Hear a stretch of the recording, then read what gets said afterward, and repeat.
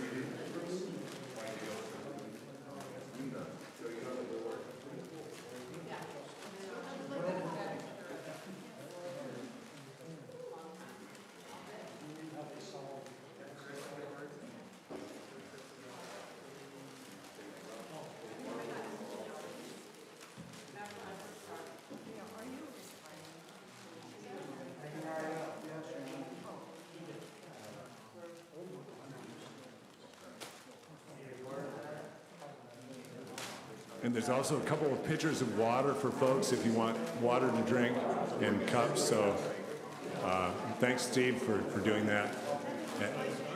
Yeah, go ahead. So thanks. Well, in the interest of time, let's begin. I want to welcome everyone to Aldersgate Church and thank you for coming. Hope that this event today proves worthwhile for you. And first, my name is Stephen Schaefer. I serve as chair of the Board of Trustees for Aldersgate Church. I'm also sort of the de facto curator for the gardens that we're developing here. My purpose today is to share information with you on 3 topics. I'll describe how Aldersgate became a cool congregation, and I like that term. In fact, when we got our designation as a cool congregation, I wanted to take members outside and have them pose around one of the heat pumps we had installed, all wearing dark sunglasses and just kind of looking cool. But never got that accomplished. So I'm going to describe how we became a cool congregation. Then I'll touch very briefly on the application process, mainly to assure everyone it's not that imposing. And finally, I'll talk about the benefits of being a cool congregation, at least from our experience and perspective. And the Aldersgate story is really about 2 separate but related projects. One is several energy conservation measures we've taken. So energy conservation is one project. And the other is what we're doing to develop our land as essentially a mini park for the neighborhood, and that we've called Aldersgate Gardens. And the 2 are related because they both relate to the environment and they both are reducing our carbon footprint.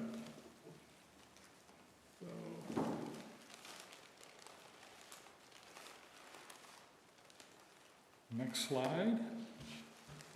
So let me talk a little bit about the energy conservation project. And the slide shows our building. And from that, we'll be able to see that it was constructed in 3 phases. So a bit of history about our building. The original building, and that's the part that was the classrooms, fellowship hall, and offices, was constructed in 1970. And apparently that was prior to any awareness of the benefits of insulation, because the walls are concrete brick with really no insulation. I think there is maybe some verum mucilite, I can never pronounce that correctly, but of course it settles down. So essentially we have concrete walls, no insulation. I think the R value is maybe 1, maybe 1.5. The sunshine room was added in 1987, and it has walls with insulation, so probably not as much as one would do today if you're building new, but it has insulation. And the room we're in now, the new sanctuary, was built in 1995, and of course it was built to code, and so there's insulation in the walls. Another critical fact about this building, and really relates to the fact that it was built in 3 stages, there's no single central heating and cooling system for the entire building. And so the original classrooms had PTAC units, and if you're not familiar with that term, that's the type of heating and cooling system you'll find in inexpensive motel rooms that keep you awake at night. Fellowship Hall has a gas furnace and standard air conditioning. The offices were heated by gas with electric air conditioner. And then the sunshine room is all electric with 2 heating units and 2 air conditioners. And remember, those were installed in 1987. So they're probably not the most efficient units on the market anymore. The new sanctuary has a gas furnace and electric AC. And so over the last 3 years, we've replaced the heating unit and air conditioner serving the east half of the sunshine room. The new air conditioner is a heat pump, and the new heating unit is much more efficient than the original. We've insulated most of the concrete walls of the original building with an exterior insulation and finish system that includes 2 inches of foam insulation. We replaced 4 windows in the original classrooms, and we also got rid of the PTAC units and installed high-efficient mini-split heat pumps serving those classrooms. And then in the office areas, we eliminated the gas furnace and air conditioner and installed a high-efficient mini-split heat pump unit serving that area as well. We were very fortunate in going into this series of projects by having sufficient money from donations, some money from memorials, earnings on an endowment account that we have, and there's some money left over from the sale of 3 lots about 10 years ago. So the impact of this energy project has been several. Very noticeable improvement in comfort. I don't know if you're aware of it, but bare concrete walls tend to be a tad chilly in winter, and the new units are very quiet. You can't really hear them operate, and that has been helpful too. According to calculation using EPA's carbon footprint calculator, we've reduced our carbon footprint by about 22%. We are hopeful for having comparable energy savings, but that's hard to calculate because there's so much fluctuation in the weather. And also the new mini-split heat systems run best at a constant temperature, and so we're no longer turning the systems off when the building's not occupied. We may revisit that and come up with a compromise there. We converted an empty furnace room in the office area into storage, and that was most welcome. And we eliminated the PTAC unit in the nursery, and eliminating that unit created space for a reading nook. So we have had a lot of benefit from this energy conservation activities. Future plans include doing the other half of the sunshine room in terms of replacing the original HVAC units. There are still some uninsulated areas or poor insulation in this building that we need to address. Some, maybe many of the exterior doors are uninsulated hollow metal doors. And then the HVAC systems for Fellowship Hall of the new sanctuary will probably need replacing sometime in the next 10 years. And one thing we'll evaluate is whether it's possible to go all electric for those. We are relying on Lincoln Electric System to fulfill their promise of having a zero carbon footprint by, I think it's 2040. And we think that if we're an all electric or have more and more of our energy consumption on the electric, we can just sit back and let LES take care of that issue for us. Okay, next slide.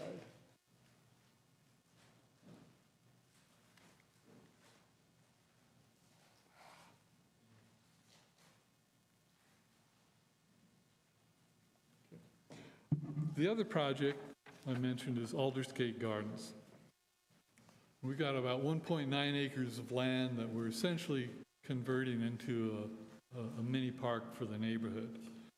And the vision for Aldersgate Gardens is to benefit the environment and serve the community by providing habitat for wildlife, immersion in nature, and nature-based play for children.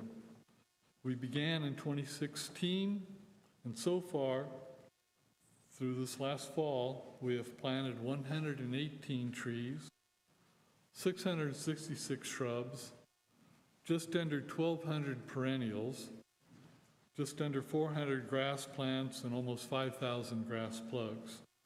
More plantings, paths, and benches are planned for 2023. And if you have time today after this event, you're welcome to walk around and explore. Aldersgate Gardens is relevant to a discussion of cool congregations in two ways. First, everything we plant helps with carbon sequestration, especially the trees and native perennials and grasses. The trees already planted will sequester an average of 1.4 tons of carbon per year over the next 25 years. And in 50 years, when the trees are mature, they will sequester 8 tons per year. Replacing turf grass with plantings serves the broader goal of caring for the environment.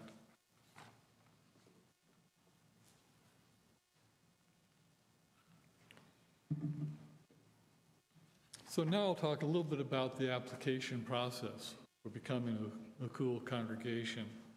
If you go to the website for cool congregations, that's the International Interfaith Power and Light organization, they have a tremendous amount of good information. They have startup kits, and their description is use their kits for congregations to reduce the carbon footprint for your congregational facilities. They offer multiple programs and categories that you can tailor your efforts to one or more of those. There's a carbon footprint calculator for congregations that's designed specifically for churches. And they have a certification process that you can apply at different levels, beginning at 10%. We qualified for the 20% for reduction in carbon emissions. The application process is fairly easy, with one exception. Calculating one's carbon footprint is rather data intensive, so I won't claim that it's easy, but it's doable. There's a 250-word limit on many of their questions, and once you get enthused about what your church is doing, that 250 limit is a challenge. So now here's an example of some of their questions. Please describe your energy saving project. What challenge were you faced with? How did you meet it? What motivated your congregation to undertake this project? Describe the final results of your project. How did you measure success and its impact? Tell the story about cost, who was involved, volunteers, what you did, and so forth. And do that within 250 words. What will others find inspiring about your project? And on and on.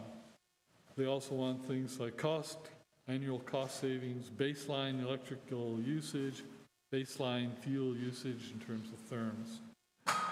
But don't be intimidated. One can download the application, assign different questions to several people, or work on it over a period of time.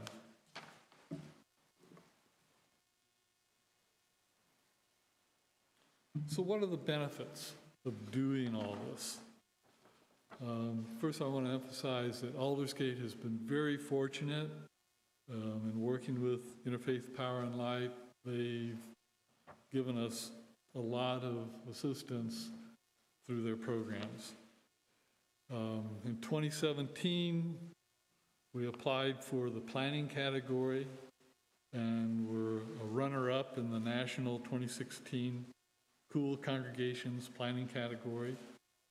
In 2020, we were the national winner of the 2019 Sacred Grounds Steward category, and that came with a $1,000 award.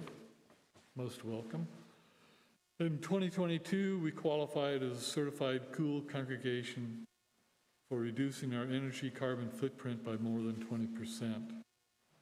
And so the benefits of this, one is recognition. We've had several articles in the Lincoln Journal-Star. I think we're slowly building a reputation as a church that is concerned about the environment. It's affirming for the congregation to get this recognition, certification by a well-known or, a good organization. So it's, there's affirmation. It helps to focus your efforts if you've got this concept in the back of your mind, sort of a path to follow. And then if you apply for and get a national award, you get $1,000. So those are the benefits.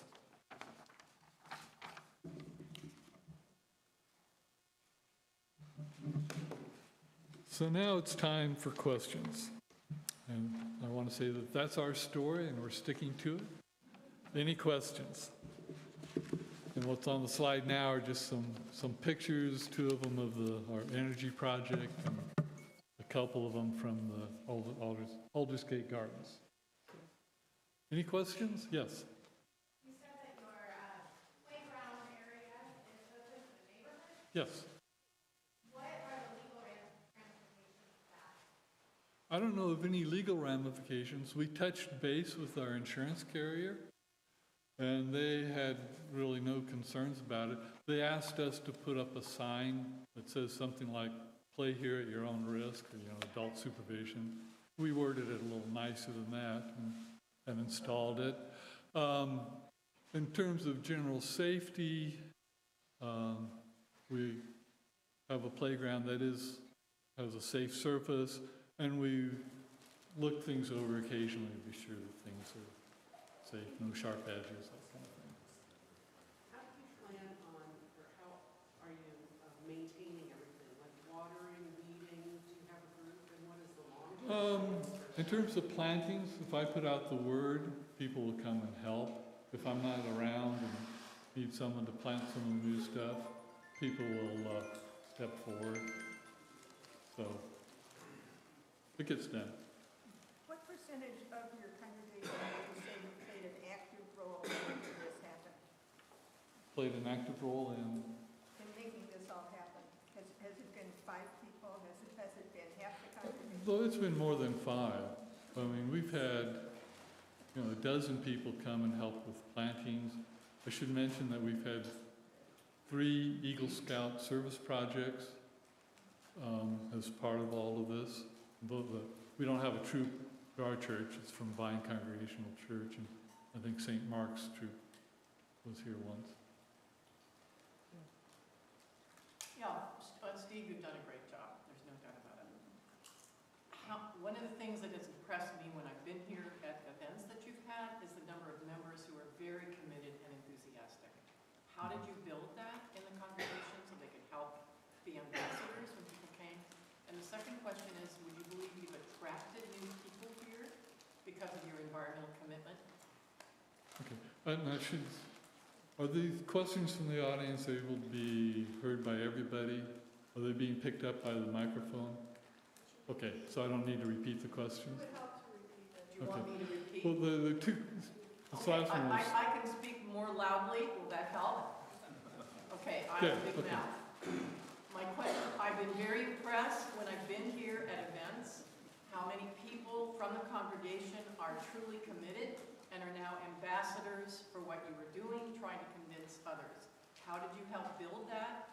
And the second question is, have you attracted new members here because of your obvious and deep environmental commitment? I think the answer to both of them is I don't know.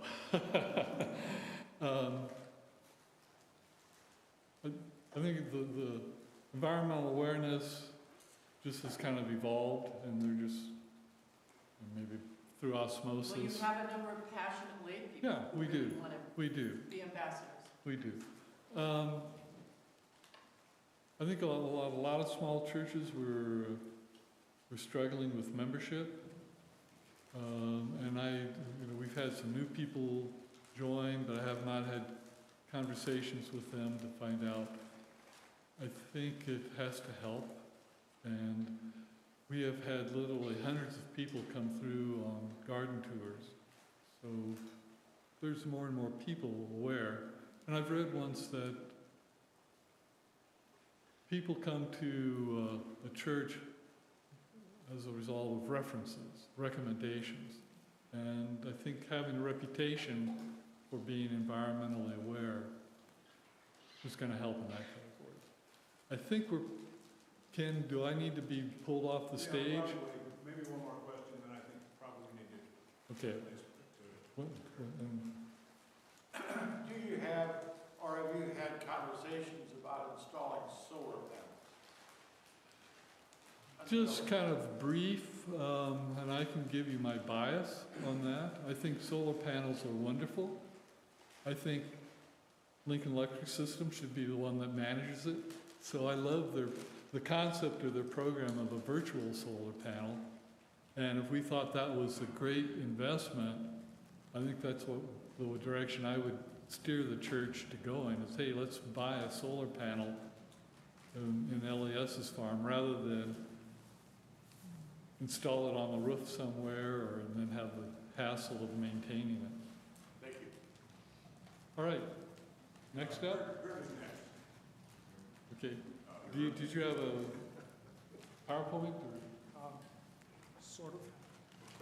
Yeah, you have a flash drive? Yeah, my name is Kurt Donaldson from the Unitarian Church of Lincoln, which is over there at 6300 A Street. We are a cool congregation member, but better people than I did the application, so I won't be talking about that. But afterwards, I will have, in lieu of a PowerPoint, a 2-page handout with a genuine paperclip for your reading enjoyment. And these were not cheap anymore. The color was really excellent color graph, because I'm afraid to pass it out because I'm afraid you'd be looking at it while I was trying to remember what I was going to comment on. Anyway, about 11:30 today, I realized what I was going to be talking about, and it was too late. But the word I looked up on Wikipedia at that point in time was future-proofing. And that's really what we're trying to do, and it's a word which encompasses everything I'll be talking about that we did at the Unitarian Church. And it's a very difficult task for buildings, but it's something that needs to be done. As a contrary example, most of the time we don't have to worry about future-proofing. I have here in one pocket, I have the first cell phone I ever owned. I have a shelf in the basement for retired electronics. And this is from 1991. It's a Fujitsu. At the time, it was the smallest cell phone in the world for a retail price of $1,300, which adjusted for inflation is $2,800 today. I don't think you can even buy a cell phone for $2,800 today. But I thought it was worth it, but then all of a sudden new cell phones came out and they kept cutting off service. They said yours is not going to work anymore, and so cell phones came out and they got smaller and smaller. In fact, they got too small. But more recently, as I'm sure you're aware, possibly aware, they've gotten to be Goldilocks size, and here's my latest one. And it's wonderful. It takes phone calls. It makes phone calls. It may receive texts. What it does with them is its own business. It may even take pictures. I don't know. But when it comes to buildings, it's an entirely different matter, because you have to look ahead 50 years, and you're going to say, what makes the most sense over 50 years to spend money on now that will still look sensible 50 years from now? Our church was built in 1960, about 9,000 square feet, for a cost of $120,000, which relates to now about $1.2 million. Still cheap, and we got what we paid for. No insulation, solid masonry, single pane glass, gas furnaces that were about 50% efficient, no air conditioning, and barely indoor plumbing, if any of you were ever there at that time. But about 2010, after 50 years, we decided it was time to make some updates. And I would like to talk first about what I think our attitude was. Looking into the future, I think I can speak for others, that it was just time to batten down our hatches. Looking ahead to worse weather, future-proofing, we just really had to pay a lot of attention to our envelope and the efficiency of our equipment. So I'll tell you what we did briefly, and then I'll tell you how it worked out, and how I see things going into the future. First thing, we did the basics. We added a lot of insulation. We furred out most of our brick walls and added insulation and drywall. We put in thermopane windows. We went to LED lighting. And then we said, now we're going to do more. And so with the help of Lincoln LES Sustainable Energy Program that Mark Skolnick will talk about shortly, we decided to look at the whole world of technology to see what would be the best practices that we could do. And first, for heating and cooling, we looked very briefly at high-efficiency air conditioners with high-efficiency natural gas and said, no, we're not going to do that.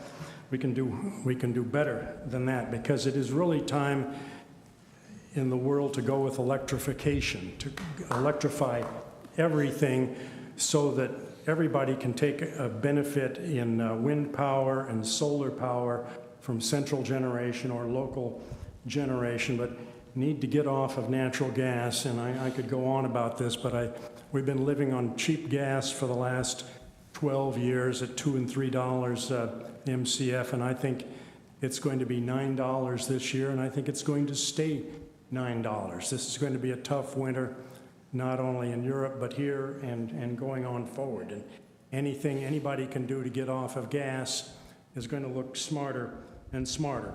So we looked then at electrical air-sourced heat pump. And those had some cost advantages over the short run, say the first 15 or 20 years.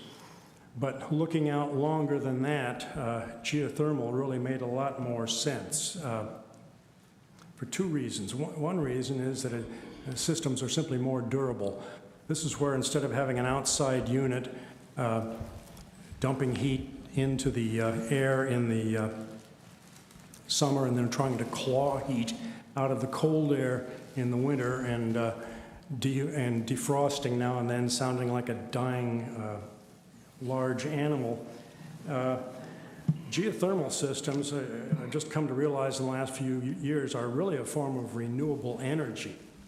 They really are solar energy, where you take heat out of the air at the best time of the year in the summer, and you put those BTUs and that heat into the ground over the summer, and then you draw it back out over the winter.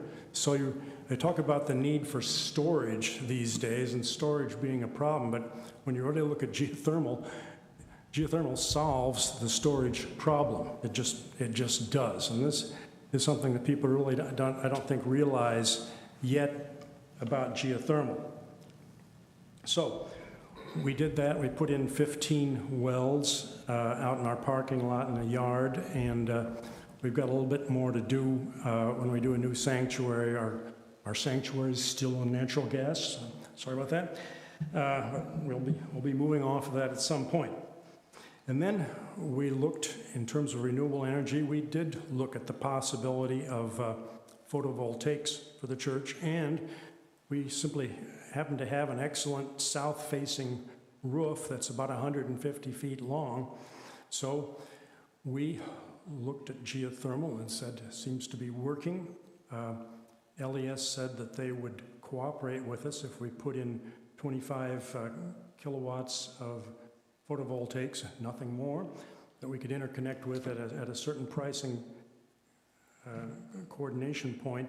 So we put in 98 solar panels, and they've been operating, and all of this has been operating since about 2014 now, to the point where our solar cells provide about 30% of our annual energy. And there's just a good chart in the handouts on how we do that and how the interconnection with LES helps, because during a summer day like today where we're getting a lot, we generate a good deal more electricity than we need, so we sell about half of it to LES at a very favorable rate, a retail rate, and it works great. So it's about a third of our annual electric bill.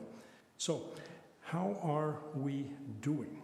Well, we were able to reduce the costs from our 1960 building from about 76 cents a square foot, which is actually quite reasonable for operation of buildings, a square foot. We lowered that to 39 cents a square foot, or cut it almost in half. And if you looked at this as equivalent for a 1,500 square foot house, this is an electric bill of about $50 a month year round.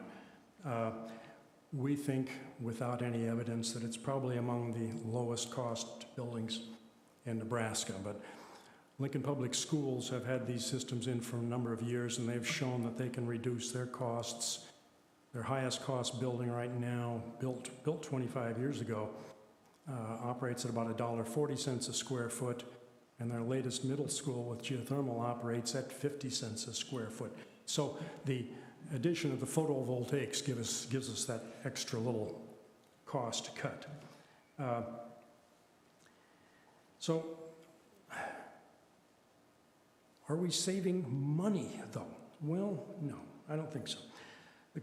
What we have done is we have paid the cost of going the extra mile without a whole lot of calculation going into it. We just decided we would do the right things to do for the planet. I think we spent about an extra $200,000 on the project. This was on a $2.4 million project, or about 8% of the project cost, or about $12.50 a square foot, on a project that averaged, the total average cost was $150 a square foot. So you could say less than 10%.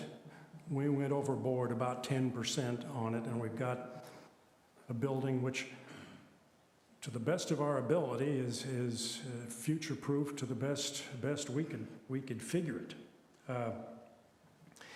But I just want to speak just in conclusion that there is an attitude out there that you can't save the planet unless you're saving money, and I think that's short-sighted.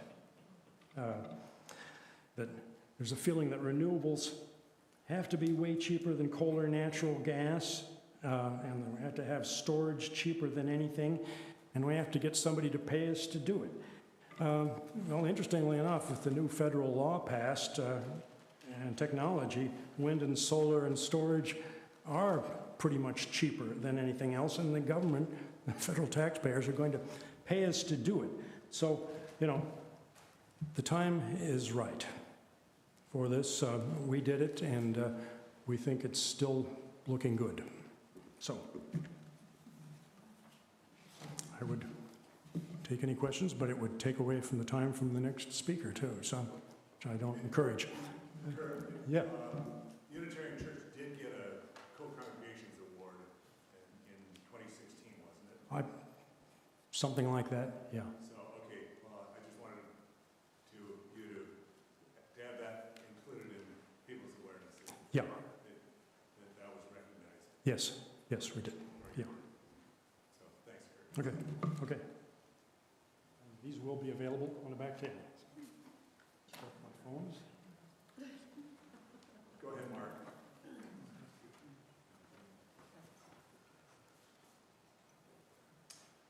Well, Kurt, you're a difficult act to follow, and I'm not here to represent a church. I don't think LES is considered a church. I don't know how many of you pray when you get your electric bills. Maybe you pray before you open them, but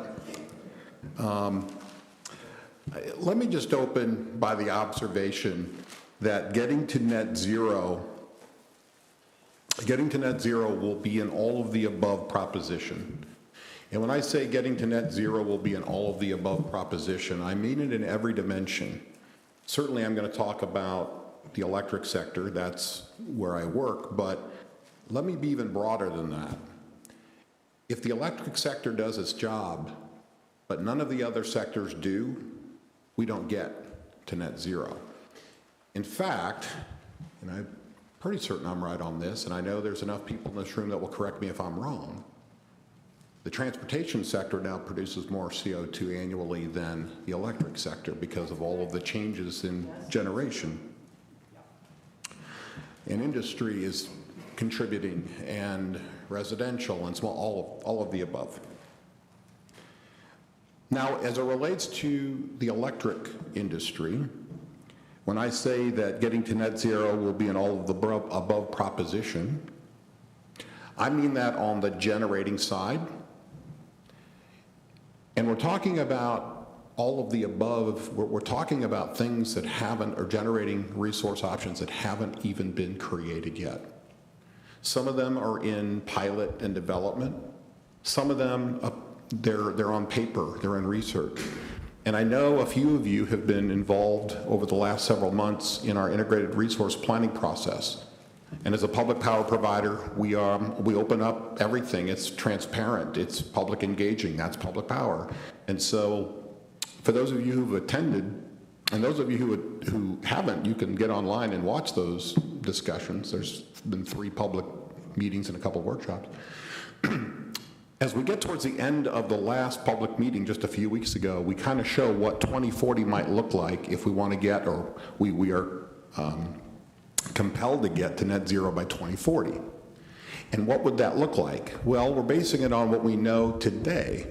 And what it would look like is natural gas, wind, more solar, energy efficiency, and then that would get us about maybe 60 to 80% of the way. And then do you remember what was at the top of the bar chart that would show how we'd get to a gigawatt of, that's where we expect we'll need by 2040? Question marks.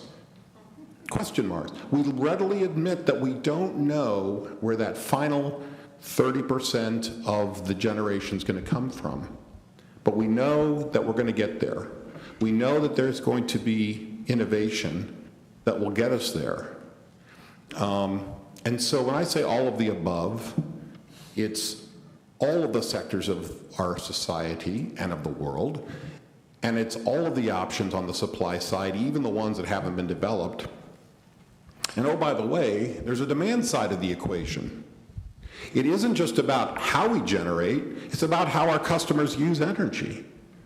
If our customers don't think about that, then we may not get to net zero. Now that's where my group comes into play, because I manage a department called Energy Services, and our focus is on working with customers to facilitate, to educate, and to help them make decisions that are informed with facts. And that's not always the case in a community. There is misinformation out there, and you have to be very critical as you think about making these decisions.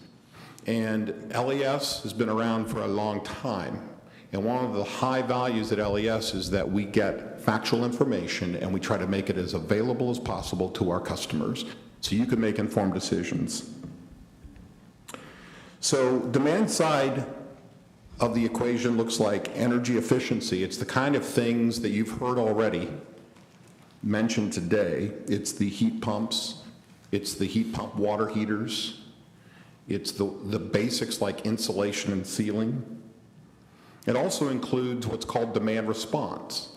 For those of you who have thermostats that are connected to the internet, and we have over 3,000 devices enrolled, they permit us to adjust the temperature on a select number of hot afternoons in the summer so that we can manage our peak demand, which helps us run the system more efficiently. And oh, by the way, those smart thermostats kind of sense your comings and goings and can help you save energy by increasing the temps in the summer or lowering them when you're away in the winter. That includes customer-owned generation, like Kurt mentioned. Some of you have on your homes or on your houses of worship solar. Now, not every facility is ideal for solar. There are things called trees, and trees and solar don't get along very well. They greatly reduce the output of a solar system, and that's why LES offers the community solar program, because that solar farm out west of town is ideally suited for solar, and it tracks the sun. So there are some places that are perfect for solar. There are others where it's not ideal. Think about multifamily. You don't really have the ability to put solar on an apartment building unless you own the building. So there's distributed renewables. There's something called electric vehicles, and I know some people in this room own them because I saw them in the parking lot, and I was jealous. I will tell you, I put a 240-volt plug in my new garage. Now I just need to do the other part of it. Let me just say that houses of worship must play a key role in the journey to net zero. Must. I can think of no better place than a house of worship to lead this effort. And I'll relay on to you a personal story. And this is very poignant. It's very poignant because I see Gene Jordan in the audience here. I could not have set this up any better, Gene.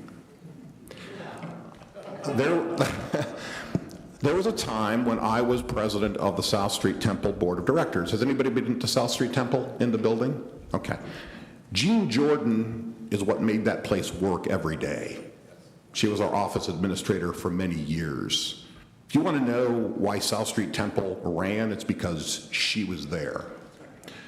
Now, Gene Jordan's office was the size of a phone booth, maybe not even that big.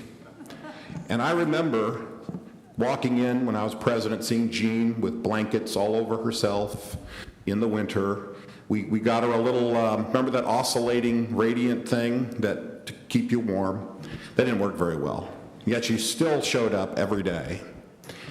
And we decided we needed to take some action. Because what was happening is, and if you've been in the South Street Temple, you know, there's a large volume in our worship space, right? You go in, it's very tall.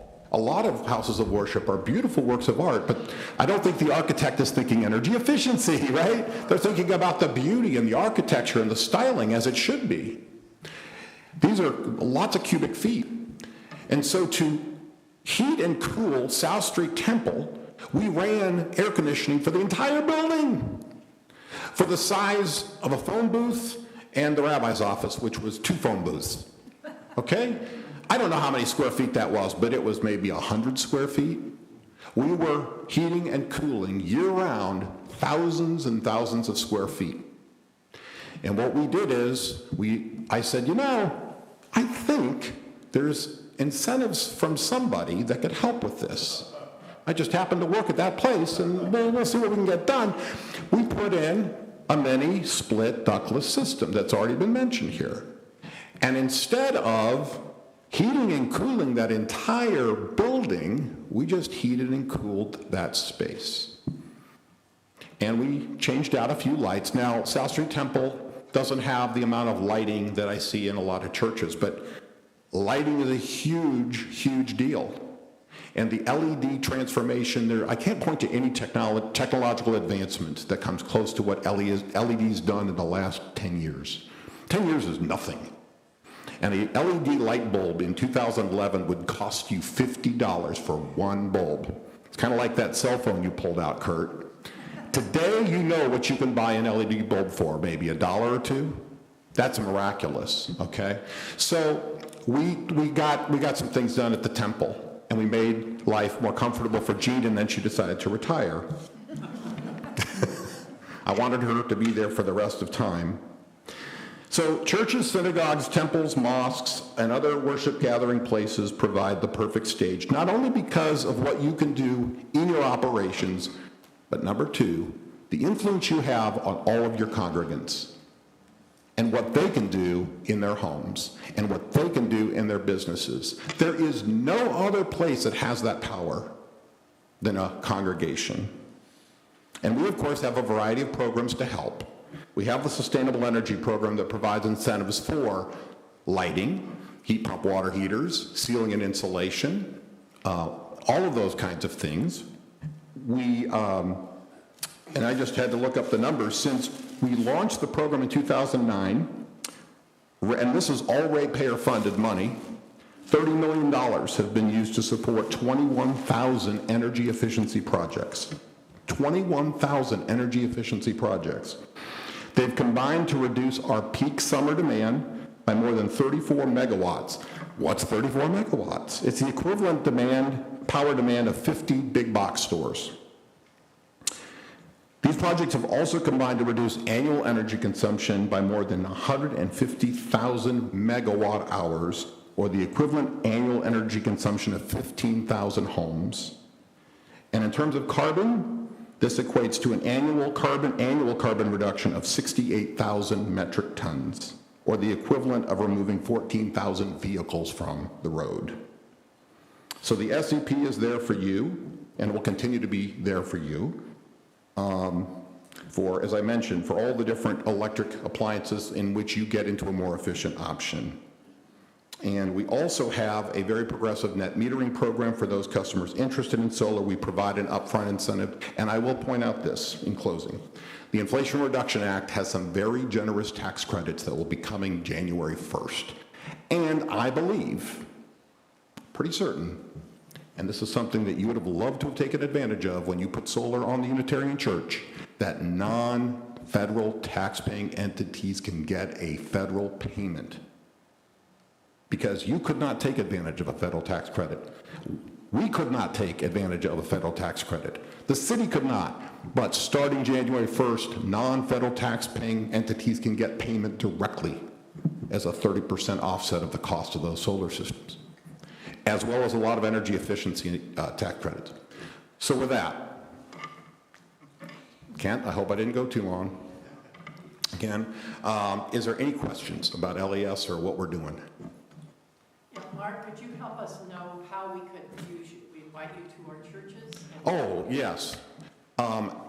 Absolutely. If your house of worship is considering doing some energy efficiency things or would like to look at them, yes. Give our office a call. My email address is I got to spell it, I'm not McNabb, I got to spell it very slowly here, MSHKOLNICK, that's my last name, MSHKOLNICK@les.com. And I will then get you in touch with somebody smarter than me. But yes, we will come to your house of worship. We will walk through if we need to. We can sit down and talk about all the options. And we should have enough information about those tax credits to help with that as well. Yes? In terms of the potential for influence, I remember someone pointing out that the United States has more houses of worship than Starbucks. Yes, if you think about every small community in the country, you could always count on a house of worship being in the small community. And maybe a bar, but usually it's a house of worship. Good point. Thank you for extending the invitation. You bet. I really appreciate it. And you did a wonderful, Carissa, you did a wonderful job in the communications. You really did. Thank you. Thanks, Mark. I'd like to, first of all, ask for a round of applause for Steve and Kurt and Mark.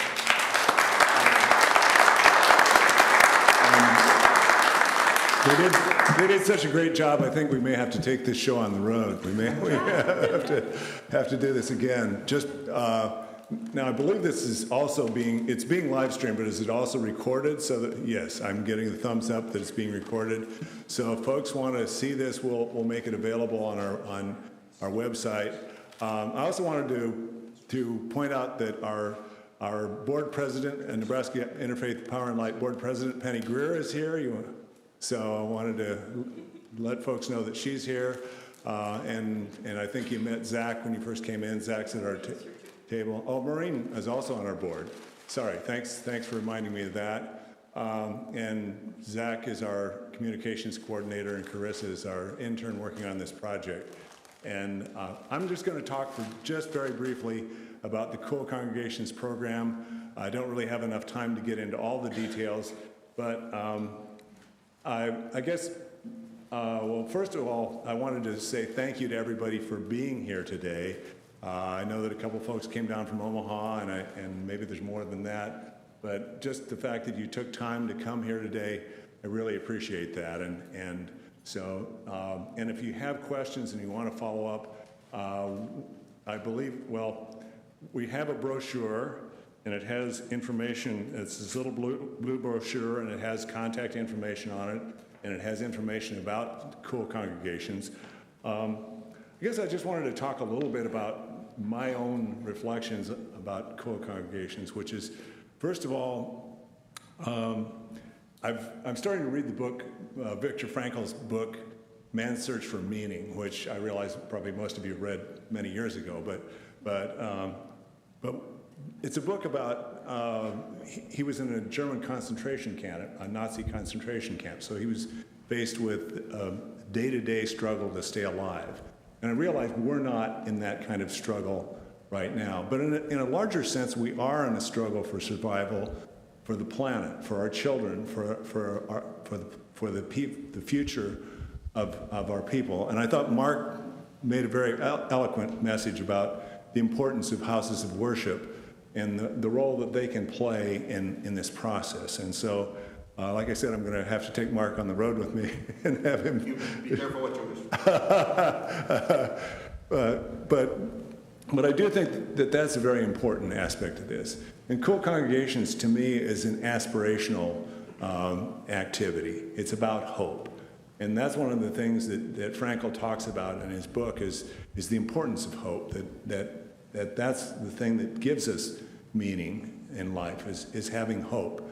And by doing these kinds of things, it shows that the congregation is taking a hopeful action for the planet, for its own congregants, for its own, for the people of the community. And although Kurt doesn't think they're saving money, I think they are. I think their electric bills would be a lot higher. I mean, I suppose the argument is whether there's an immediate payoff, and there may or may not be. But I think it also depends upon how you approach it. So that it doesn't necessarily have to be a big activity like the Unitarian Church did, where you're completely remodeling the building, or even like Aldersgate did. It could be a more modest kind of activity. And maybe it's just, if your church has an old lighting system, maybe it's just putting in new lights. That could be a big deal, as Mark pointed out. So, or maybe it's just putting in some new insulation or some, so it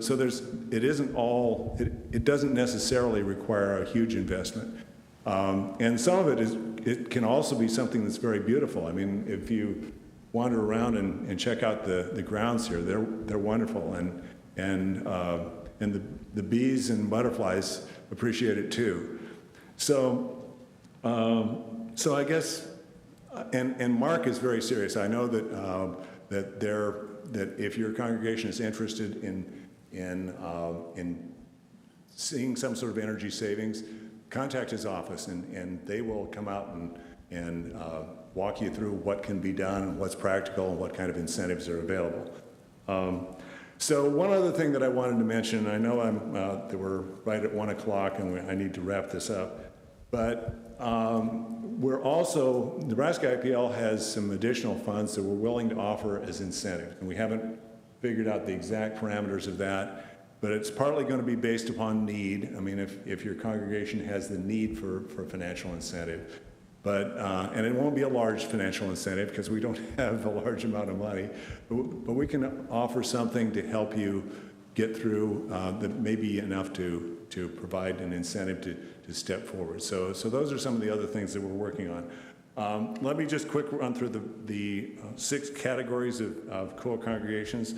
The first one is the planner category, and Steve mentioned that they entered in that category. So if the first thing you need to do is to plan, Abraham Lincoln said, if you're going to cut down a tree, you ought to first make sure that your axe is sharp. So we need to make sure that you're doing the right thing. So the first thing is a planner category.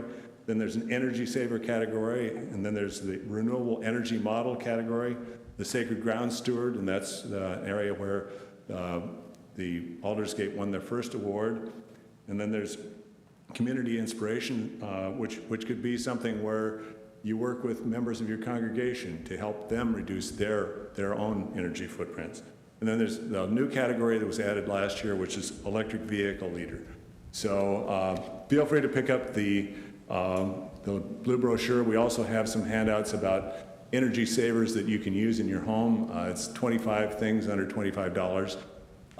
And I believe we're at 1 o'clock, so you're welcome to stay and visit, or if there's any questions I can answer, I'd be glad to do that. But thanks so much for being here today, and look forward to working with you. And Tom Pappas has something he wanted to jump up and say.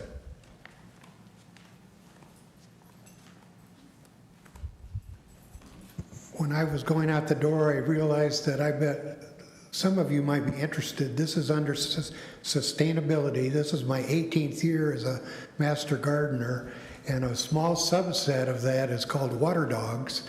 And I'm a big fanboy of Sarah Browning, and she's on Backyard Farmer a lot, and she writes that good article on Sunday's Journal Star. She's going to be at my house tonight talking about how to maximize use of sprinkler systems. And if you see somebody watering as you drive home, that's wrong. if this is a 1 hour informational, and it's going to be kind of fun, and so if anybody wants a flyer on it, I would hand you one. All right, thanks for coming, and thanks for all the wonderful presentations we had here today. So look forward to seeing you again soon.